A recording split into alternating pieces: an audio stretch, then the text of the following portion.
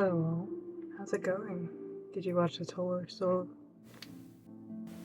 Behold and beware, another hellscape unleashed from my artistic dungeon. You haven't won! Hahaha. Oh, my head's not on fire. Not yet. It is a coffin suncatcher, and I will show you how I mostly soldered it together, and also patinaed it, and also painted on it. Anyways, there it is. But that's all you get to see, because you have to watch the rest of the video. Or at least get like 5 minutes into it, pretty please, for the algorithm. We don't worship the algorithm here, it's just my channel's been dead for a while, and I hope I can help. Necromancy may be legal in Cyrodiil, but few will openly admit to practicing it now that the Mages Guild has banned it. Farewell.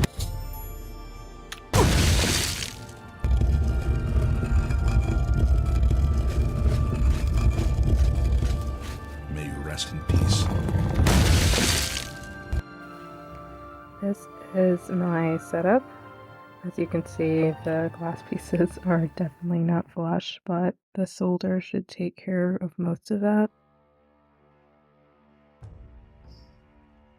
As you can see, I have my fume extractor and a nice heavy metal and rubber plate to hold down the mat, even though it's pretty secure, but it adds a little bit extra on there. I would also like to reiterate that this video has a lot of errors in it that I've made, but I think it's important to show that for the learning process for myself, and to also show others what mistakes not to make, or to at least try to avoid, because there is no such thing as perfection. You're not perfect.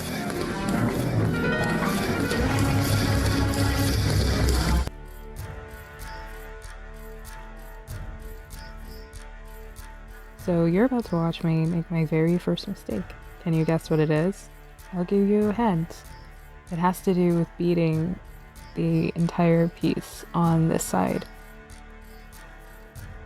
I'll give you a moment to guess.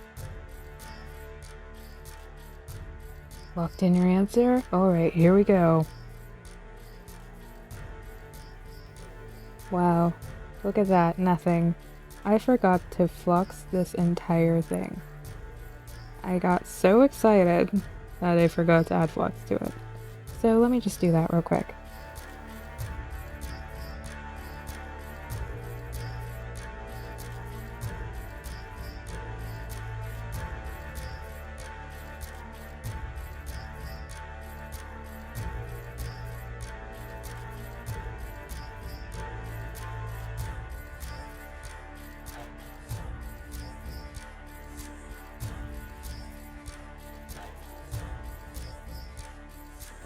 So after adding the flux, I am now jointing.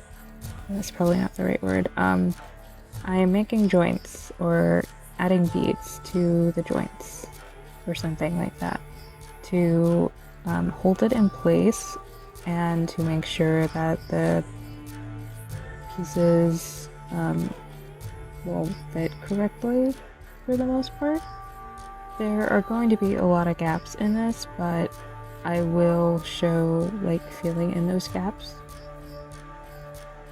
And it does become quite time consuming because of all of the space and the amount of solder that I have to use.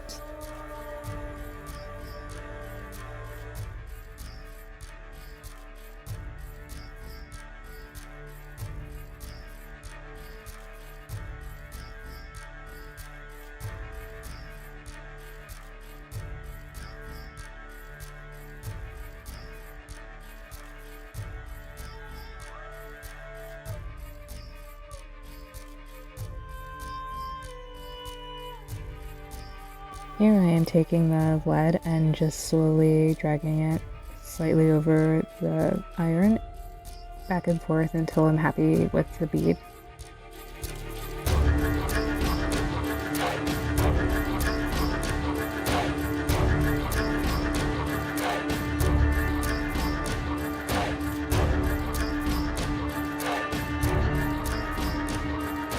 You will notice throughout this video, if you even make it that far, that I have made many errors in my copper foil and in making it even on both sides, that is. I burnished it for the most part correctly, except for in a few areas there are some gaps that manage to not get covered even afterwards because they're gaps and, you know, flux and air gets in it and it's not going to want to solder at all. So that was a definite thing that I have to keep in mind going into future projects because it does make your piece look a little janky.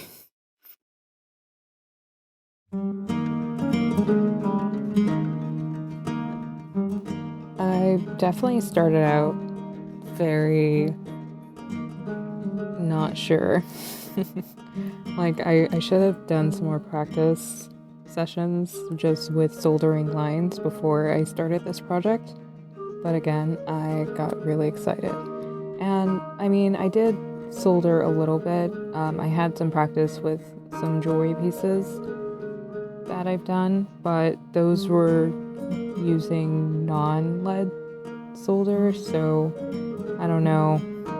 It's not really the same, and it's also not on stained glass or textured glass for that matter, but it did give me some amount of confidence going into this, which is probably why I seemed a bit overzealous, but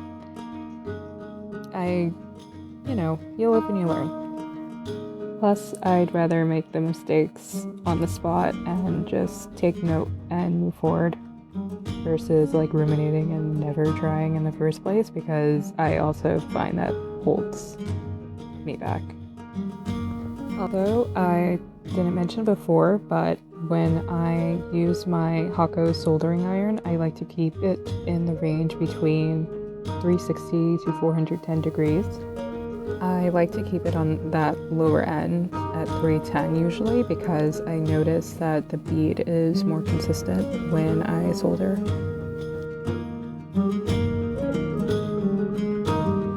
Oh boy, this is a disaster. Look at that. It just came right off. And why did that happen? Because I had flux underneath it and I was not paying attention. It's an easy fix, but it is quite annoying because the solder just hardens so quickly. Now, let's feel bad for ourselves. Let's feel bad for ourselves. I'm with Hold you on. there. Okay, That is enough.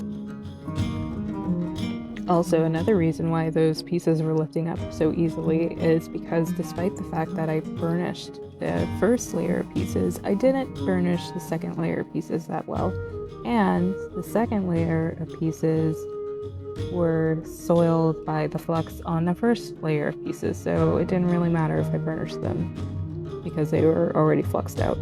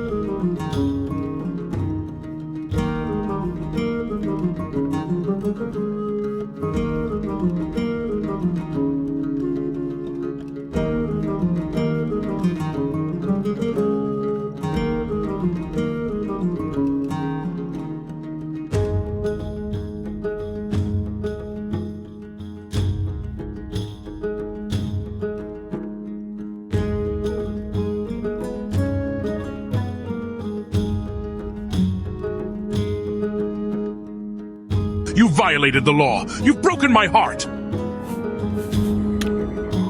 Move along.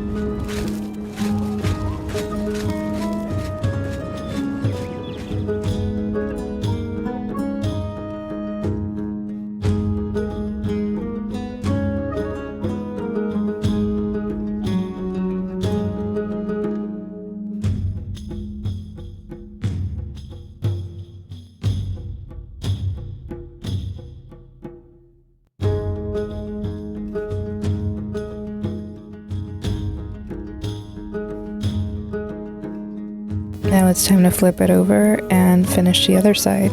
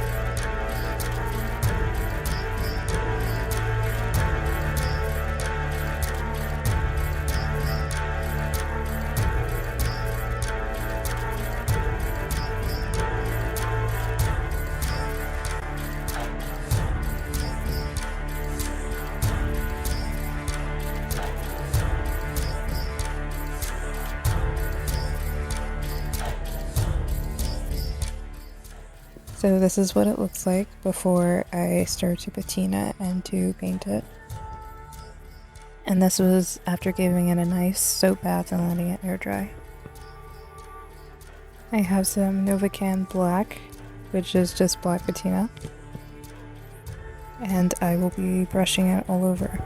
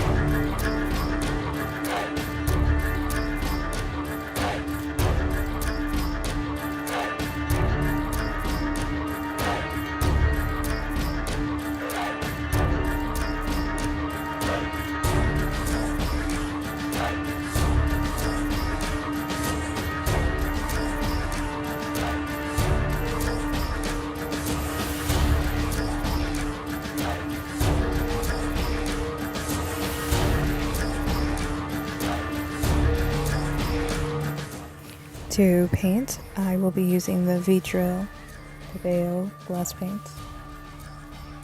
I'm basically painting creepy branches and connecting the black lines on the transparent glass to match it.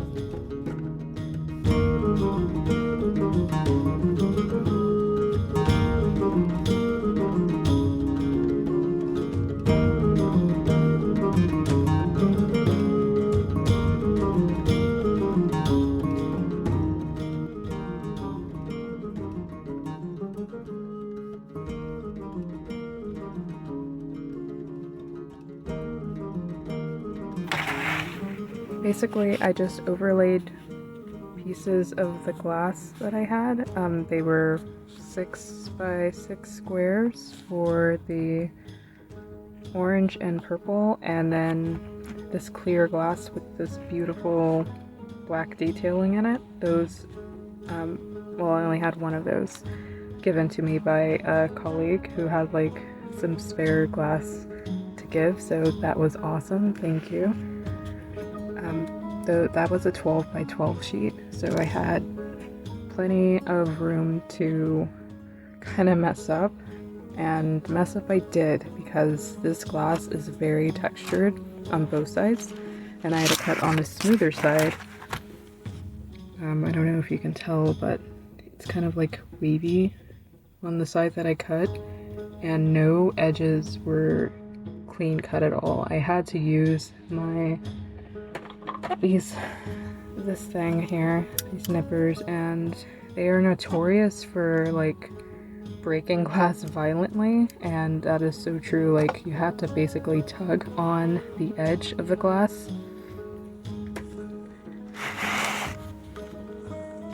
of like that, and then like you have to pull away just to get those last chunks out, which sucks. But yeah, that's what I had to do. And then I used this Delphi glass sander. Whoops. I had to use this Delphi glass sander to grind that really chunky edge, or multiple chunky edges of this glass in particular. I did a little bit of grinding on most of the glass pieces, if not all of them, especially the sides here, because I wanted the edges of the coffin to line up as closely as possible without looking janky.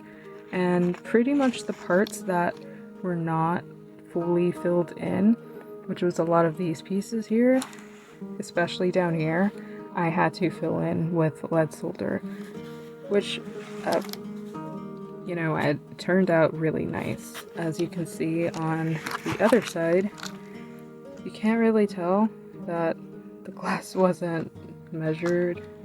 Well, it was measured correct, it's just the cutting wasn't it wasn't as neat as I would have liked it to be. It was very... It took a while. For the solder itself, I used cane-filled 6040 lead solder, which is fabulous. I haven't used 6040 lead solder that thick before, but I do have experience using the non-lead solder of different brands. It is also a pretty good brand, so I didn't have that much trouble with it. But cane-filled is pretty much like the same thickness as this. I just grabbed this because it was a lot easier, and might as well show you while I'm talking about it, but that's what it is. And you know what, I'll just go ahead and grab the cane-filled. I managed to organize all of my lead and non-leaded solders together. So yeah, they're pretty similar in size here. And then the lead-free solder looks a little bit darker. And then this is the cane-filled that I used. It is awesome. Of course, when you're soldering your lead, you have to make sure to have a fume extractor or a fan, and or another really good source of like airflow. Just be in a very well ventilated area.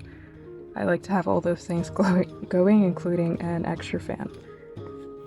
Also, I wear my respirator mask. I didn't mention this before, but another reason why I didn't show myself cutting the glass pieces was the time consumingness of it.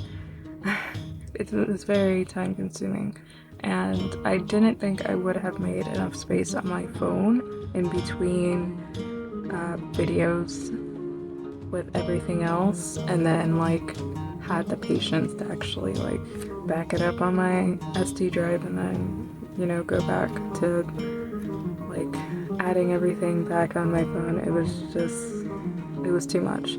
I did invest in another camera, however, and it is more of an action camera, but I think it will help me very much in shooting more of my video processes and having more time in between to actually dedicate those, I guess, more time-consuming bits. So I wanted to also make another point about like why I got into stained glass. It's actually kind of funny because I didn't realize how expensive stained glass was until I looked into it, and then I kind of just fell back a little bit and invested a little bit at a time, and also got into faux stained glass because I am so overwhelmed by the beauty of stained glass that even faux stained glass is just, it's almost as beautiful to me. I mean, it is in its own way, and it's a lot cheaper of a price point getting into it versus stained glass, because glass is really expensive. Stained glass is really expensive. And I was blessed by a colleague who gave me the rest of his stained glass, and I found some markdown stained glass at a craft store, and I also invested a little bit into some mini stained glass pieces so I can use that to basically start my projects. Another project that I'm working on in the near future, I'm not quite sure, but I already have the lantern for it, and it's like, and it looks very like, it looks like it can fit in my room, honestly, and I might do that if I don't do another project before that, which is also going to be a stained glass lamp. I'm obsessed with stained glass lamps. I'm obsessed with I'm also obsessed with everything like medieval castle, like Gothic style too. So like having to hold myself over on basically my other projects while I get these done. I mean, there's other stuff I'm doing in between, but like this is kind of taking most of my attention right now. And there's also a lot of good material on YouTube that shows like glass stain projects when it comes to lamps and such. There is a particularly really cool one.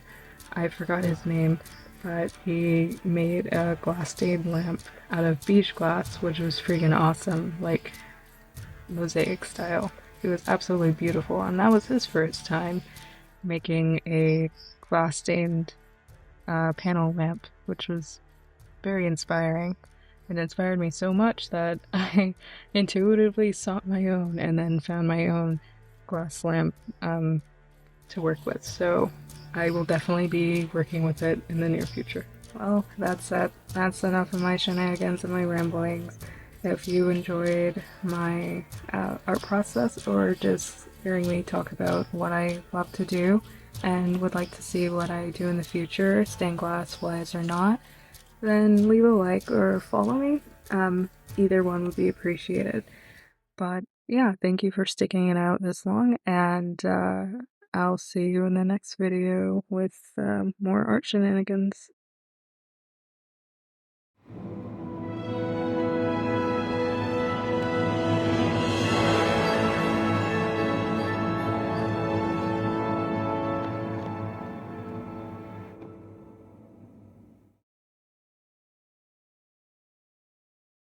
Vi